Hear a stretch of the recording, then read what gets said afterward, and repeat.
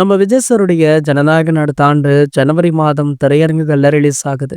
Vinod sir இயக்கத்துல உருவாகி உள்ள இந்த படத்திற்கு எக்கச்சக்கமான எதிர்பார்ப்பு நிலவிட்டு இருக்க நிலையில படத்துடைய ப்ரீ ரிலீஸ் பிசினஸ் துவங்கி மும்முரமாக நடந்துட்டு இருக்கா. அடுத்தடுத்து பிற மொழி ஓவர்சீஸ் வியாபாரம் நடைபெற்று வருது. இந்த நிலையில ஜனநாயகன் கேரள ரிலீஸ் திரையரங்கு உரிமை பற்றி லேட்டஸ்ட் தகவலுமே வெளியாக இருக்கு. ஜனநாயகன் ரிலீஸிற்கு முன்பாக பிசினஸ்ல மாஸ் காட்டிட்டு இருக்கா. முன்னதாகவே படத்துடைய டிஜிட்டல் விற்பனை முடிந்த நிலையில தற்போது கேரள திரையரங்க ரிலீஸ் உரிமை தொடர்பான பிசினஸுமே போயிட்டு இருக்கா. SSR என்டர்டெயின்மெண்ட்ஸ் கேண்டீன் சுரேஷ் அவர்கள் தான் ஜனநாயகன் கேரள திரையரங்க ரிலீஸ் உரிமையை மிகப்பெரிய தொகை கொடுத்து வாங்கியிருக்காரா. கிட்டத்தட்ட 15 கோடி அளவிற்கு கேரள உரிமை விற்பனை ஆகியுள்ளதாக தகவலுமே கிடைச்சிருக்கு. இதனிடையில தமிழ்நாடு திரையரங்க ரிலீஸ் உரிமைக்கான பேச்சுவார்த்தையுமே போயிட்டு இருக்கா. பல பிரபல நிறுவனங்களுமே ஜனநாயகன் வெளியீட்டு ரைட்ஸை கைப்பற்ற போட்டி போட்டு கொண்டும் இருக்காங்க. இந்த நிலையில தற்போது தளபதி விஜய் அவர்கள் ஒரு பக்கம் அரசியல், மற்றொரு பக்கம் படத்துடைய வியாபாரம், படம் பற்றிய தகவல்கள் அப்படின்னு ரொம்பவே பிஸியாக இருக்காரு. சமீபத்துல கூட